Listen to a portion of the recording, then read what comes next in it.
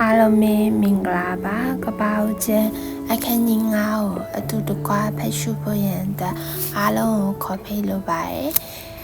အာဒန်ဤသားစင်မြေဆက်စီရင်ဟူမူကားလူကိုဖန်ဆင်းတော်မူသောကာလ၌မိမိပုံတည်းနှင့်အညီဖျားတခင်ဖန်ဆင်းတော်မူ၏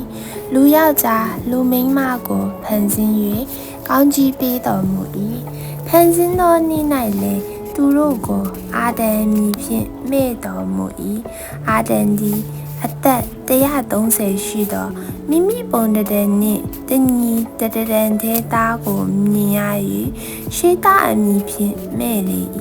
ရှေးသားကိုပွားမြင်သောနောက်အာဒန်သည်အနှစ်ရှိရာအသက်ရှင်၍သားသမီးများကိုမြင်လေ၏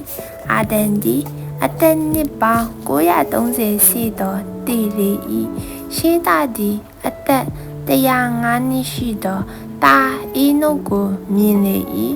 အေနုတ်ဖွားမြင်သောနောက်ရှေးသားသည်အနှစ်ရှိရာ9နှစ်အသက်ရှင်၍သားသမီးများကိုမြင်လေ၏ရှေးသားသည်အသက်နှစ်ပေါင်း912နှစ်ရှိသောတည်လေ၏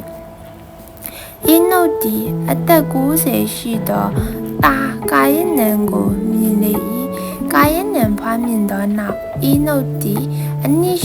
815နှစ်အသက်ရှင်၍သားသမီးများကိုမြင်လေ၏အေနုတ်သည်အသက်နှစ်ပေါင်း905နှစ်ရှိသောတည်လေ၏ကာယနန်သည်အသက်80ရှိသောသားမဟာလီလကိုမြင်လေ၏မဟာလီလဖွားမြင်သောနောက်ကာယနန်သည်အနှစ်840အသက်ရှင်၍သားသမီးများကိုမြင်လေ၏ကာယနန်သည်အသက်နှစ်ပေါင်း930ရှိသောတည်လေ၏မဟာလီလသည်အသက်65နှစ်ရှိသောသားယာရက်ကိုမြင်လေ၏ယာရက်ဖွားမြင်သောနောက်မဟာလီလသည်အနှစ်830အသက်ရှင်၍သားသမီးများကိုမြင်လေ၏မဟာလီလသည်အသက်နှစ်ပေါင်း895နှစ်ရှိသောတည်လေ၏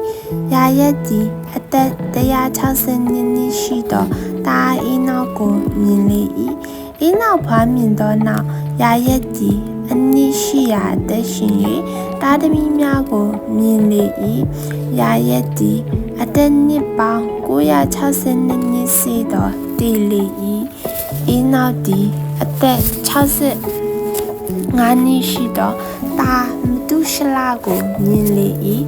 မတုရှလဖွားမြင်သောနောက်အေနောက်သည်အနှစ်300ပတ်လုံးဖျားသခင်နှင့်အတူတွားလာ၍သားသမီးများကိုမြင်လေ၏အေနောက်အသက်နှစ်ပေါင်း365နှစ်သည်အေနောက်သည်ဖျားသခင်နှင့်အတူတွားလာ၏နောက်တဖန်သူသည်မရှိအကြောင်းမူကားဖျားသခင်သိမ်းယူတော်မူသောကြောင့်သည်မတုရှလသည်အသက်189နှစ်ရှိသောသားလာမက်ကိုမြင်လေ၏လာမက်ပွားမြင်သောနောက်မတုရှလသည်အနှစ်982နှစ်အသက်ရှင်၍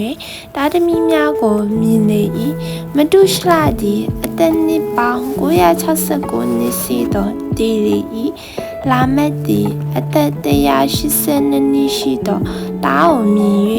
ဤသူသည်ကထာဝရဘုရားကျင့်တော်မူသောမြေ၌လုံး၍ပင်ပန်းစွာခံရသောငါတို့အားတက်တာစီသောသူဖြစ်လိမ့်မည်ဟု၍သူကိုနောဤဟုသောအမည်ဖြင့်မဲ့လေ၏နောဤဖွားမြင်သောနောက်လာမက်သည်အနှစ်995နှစ်အသက်ရှင်၍သားသမီးများကိုမြင်လေ၏လာမက်သည်အသက်နှစ်ပေါင်း989နှစ်ရှိသောတည်လေ၏နောဤသည်အသက်900ရှိ၏နောဤသားကရှေမဟာမယာဖက်